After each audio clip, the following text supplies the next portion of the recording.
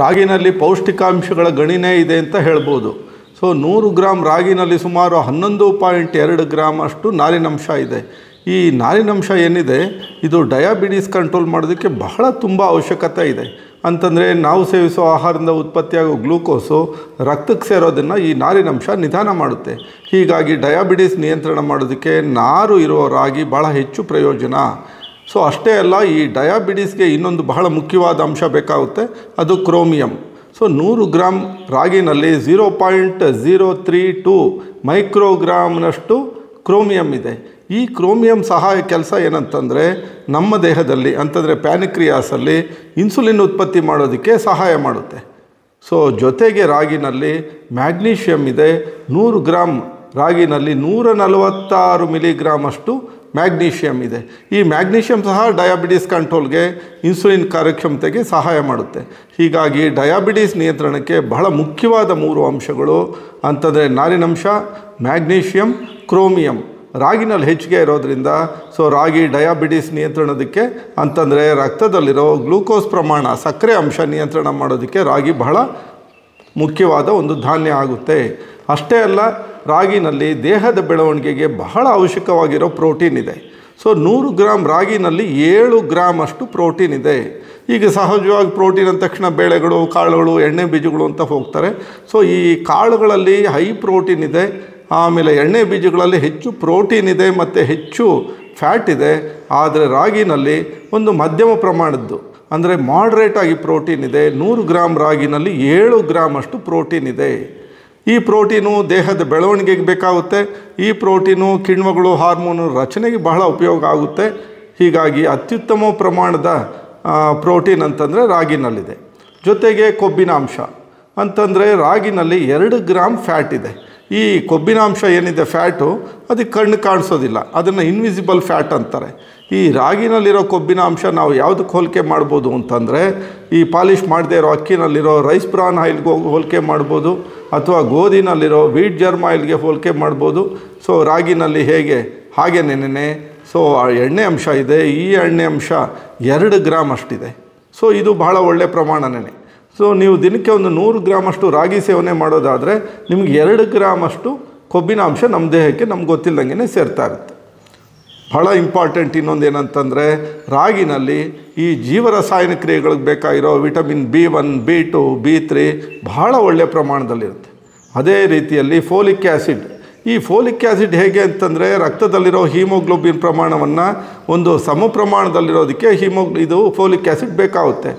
ಜೊತೆಗೆ folic acid so ಹೃದಯದ ಒಂದು ತಡೆಯೋದಕ್ಕೆ, ಮಿದುಳಿನಲ್ಲಿ ಉಂಟಾಗೋ ಬ್ಲಾಕೇಜಸ್ಸು ಪ್ರಿವೆಂಟ್ ಮಾಡೋದಕ್ಕೆ ಈ ಫೋಲಿಕ್ ಆ್ಯಸಿಡ್ ಬೇಕಾಗುತ್ತೆ. ಸೊ ಈ 100 ಗ್ರಾಮ್ ರಾಗಿನಲ್ಲಿ ಸುಮಾರು 34 ಮೈಕ್ರೋಗ್ರಾಮ್ನಷ್ಟು ಫೋಲಿಕ್ ಆ್ಯಸಿಡ್ ಇದೆ. ಹೀಗಾಗಿ folic acid, vitamin B1, B2, B3 ಪ್ರಮಾಣ ಹೆಚ್ಚಿಗೆ ಇರೋದರಿಂದ ಬಹಳ ಒಳ್ಳೆಯ ರೋಗ ನಿರೋಧಕ ಶಕ್ತಿ ಬರುತ್ತೆ. ಜೊತೆಗೆ ಜೀವರಸಾಯನ ಕ್ರಿಯೆಗಳು ಚೆನ್ನಾಗಾಗುತ್ತೆ. ಹೃದಯದ ತಡೆ, ಮಿದುಳಿನ ತಡೆಯನ್ನು ಭಾಳ ಸುಲಭವಾಗಿ ನಿಯಂತ್ರಣ ಮಾಡ್ಬೋದು. ಅಷ್ಟೇ ಅಲ್ಲ, ಈ ರಾಗಿನಲ್ಲಿ ಇನ್ನೊಂದು ಈ ರೋಗ ನಿರೋಧಕ ಶಕ್ತಿಯನ್ನು ವೃದ್ಧಿ ಮಾಡೋ ಅದ್ಭುತವಾದ 4 ಅಂಶಗಳಿದೆ. ಈ ರೋಗ ನಿರೋಧಕ ಶಕ್ತಿ ಅಂದ ತಕ್ಷಣ ನಾವು ಸಹಜವಾಗಿ ಇಂಟರ್ನಲ್ ಡಿಫೆನ್ಸ್ ಮೆಕ್ಯಾನಿಸಮ್ ಅಂತೀವಿ. ಅಂದರೆ ದೇಹದ ಆಂತರಿಕ ಸ್ವಯಂ ರಕ್ಷಣೆ. ಒಂದು ದೇಶ ಕಾಪಾಡೋದಕ್ಕೆ ಹೇಗೆ ಒಂದು ಮಿಲಿಟರಿ ವ್ಯವಸ್ಥೆ ಇರುತ್ತೆ, ಹಾಗೆ ನಮ್ಮ ದೇಹವನ್ನು ಕಾಪಾಡೋದಕ್ಕೆ ಸೊ ಇಂಟರ್ನಲ್ ಡಿಫೆನ್ಸ್ ಮೆಕ್ಯಾನಿಸಮ್ ಅಂದರೆ ನಮ್ಮ ದೇಹದ ಆಂತರಿಕ ಸ್ವಯಂ ರಕ್ಷಣಾ ಒಂದು ವ್ಯವಸ್ಥೆ ಇರುತ್ತೆ. ಈ ಆಂತರಿಕ ಸ್ವಯಂ ರಕ್ಷಣಾ ವ್ಯವಸ್ಥೆಗೆ ರಾಗಿನಲ್ಲಿ ಮುಖ್ಯವಾಗಿ 4 ಅಂಶಗಳಿರುತ್ತೆ. ಒಂದು ಕಬ್ಬಿಣಾಂಶ, ಇನ್ನೊಂದು ತಾಮ್ರ ಅಂದರೆ ಕಾಪರ್, ಮತ್ತೊಂದು ಜಿಂಕ್ ಅಂತಂದರೆ ಸತು, ಇನ್ನೊಂದು ಸೆಲೇನಿಯಂ. ಸೊ ರಾಗಿನಲ್ಲಿ ಯಾವ ಪ್ರಮಾಣದಲ್ಲಿ ಕಬ್ಬಿಣಾಂಶ ಇದೆ ಅಂತಂದರೆ 100 ಗ್ರಾಮ್ ರಾಗಿನಲ್ಲಿ 4.6 ಮಿಲಿಗ್ರಾಮ್ ಅಷ್ಟು ಕಬ್ಬಿಣಾಂಶ ಇದೆ. ಈ ಕಬ್ಬಿಣಾಂಶ ರೋಗ ನಿರೋಧಕ ಶಕ್ತಿಗೆ ಬೇಕೇ ಬೇಕು. ಜೊತೆಗೆ ಹಿಮೋಗ್ಲೋಬಿನ್ ರಚನೆಗೆ ಸೊ ಕಬ್ಬಿಣಾಂಶ ಬೇಕೇ ಬೇಕು. ಸೊ ಹಿಮೋಗ್ಲೋಬಿನ್ ಸಫಿಷಿಯೆಂಟ್ ಆಗಿದ್ದಾಗ ನಮ್ಮ ದೇಹಕ್ಕೆ ಹೆಚ್ಚು ಆಮ್ಲಜನಕ ಸರಬರಾಜು ಆಗೋದಕ್ಕೆ ಸಹಾಯ ಆಗುತ್ತೆ. ಸೊ ಕಬ್ಬಿಣಾಂಶ ಅನಿಮಿಯಾನ ತಡೆಗಟ್ಟುತ್ತೆ. ಹೀಗಾಗಿ ರಾಗಿನಲ್ಲಿ ಬಹಳ ಒಳ್ಳೆಯ ಪ್ರಮಾಣದ ಒಂದು ಕಬ್ಬಿಣಾಂಶ ಇದೆ.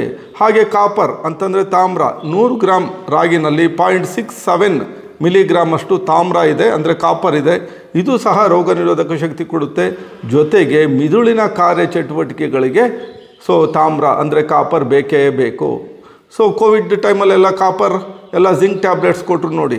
ಸೊ ರಾಗಿನಲ್ಲಿ ಜಿಂಕ್ ಅಂತಂದರೆ ಸತುವಿನ ಅಂಶ ಬಹಳ ಒಳ್ಳೆಯ ಪ್ರಮಾಣದಲ್ಲಿದೆ. 100 ಗ್ರಾಮ್ ರಾಗಿನಲ್ಲಿ 2.53 ಮಿಲಿಗ್ರಾಮ್ ಅಷ್ಟು ಸತು ಅಂದರೆ ಜಿಂಕ್ ಇದೆ. ಈ ಜಿಂಕ್ ಹೇಗೆ ಅಂತಂದರೆ DNA RNA ರಚನೆಗೂ ಸಹ ಬೇಕಾಗುತ್ತೆ, ಜೊತೆಗೆ ರೋಗ ನಿರೋಧಕ ಶಕ್ತಿಯನ್ನು ಕೊಡುತ್ತೆ. ಸೊ ರಾಗಿನಲ್ಲಿ ಇನ್ನೊಂದು ರೋಗ ನಿರೋಧಕ ಚಕ್ರವನ್ನು ಸ್ಥಾಪಿಸೋ ಇನ್ನೊಂದು ಬಹಳ ಮುಖ್ಯವಾದ ಅಂಶ ಅಂದರೆ ಸೆಲೆನಿಯಂ. ಇದು ಬಹಳ ಒಳ್ಳೆಯ ಪ್ರಮಾಣದಲ್ಲಿದೆ. 100 ಗ್ರಾಮ್ ರಾಗಿನಲ್ಲಿ 15.3 ಮಿಲಿಗ್ರಾಮ್ ಅಷ್ಟು ಸೆಲೆನಿಯಂ ಇದೆ. ಇದು ಸಹ ನಮ್ಮ ರೋಗ ನಿರೋಧಕ ಶಕ್ತಿಯನ್ನು ಹೆಚ್ಚು ಮಾಡುತ್ತೆ. ಸೊ ಇಷ್ಟೇ ಅಲ್ಲ, ಎಲ್ಲದಕ್ಕಿಂತ ವಿಶೇಷವಾದ ಅಂಶ ಅಂತಂದರೆ ಕ್ಯಾಲ್ಶಿಯಂ. ಸೊ ನಮಗೆ ಸಹಜವಾಗಿ ದಿನಕ್ಕೆ 600ರಿಂದ 800 ಮಿಲಿಗ್ರಾಮ್ ಅಷ್ಟು ಕ್ಯಾಲ್ಶಿಯಂ ಬೇಕು. 100 ಗ್ರಾಮ್ ರಾಗಿನಲ್ಲಿ 364 mg ಅಷ್ಟು ಕ್ಯಾಲ್ಶಿಯಂ ಇದೆ.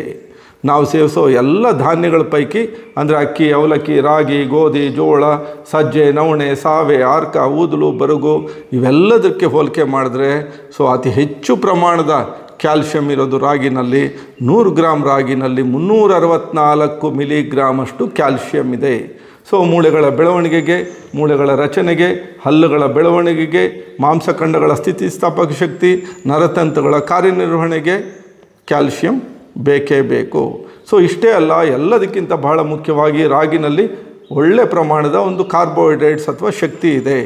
100 ಗ್ರಾಮ್ ರಾಗಿನಲ್ಲಿ 320 ಕಿಲೋ ಕ್ಯಾಲರಿ ಅಷ್ಟು ಶಕ್ತಿ ಇದೆ. ಸೊ ರಾಗಿನಲ್ಲಿ ಇನ್ನೇನು ಬೇಕು ಹೇಳಿ. ಸೊ ರಾಗಿನಲ್ಲಿ ಪೌಷ್ಟಿಕಾಂಶಗಳ ಗಣಿನೇ ರಾಗಿನಲ್ಲಿದೆ. ರಾಗಿ ಶುದ್ಧವಾದ ಆಹಾರ.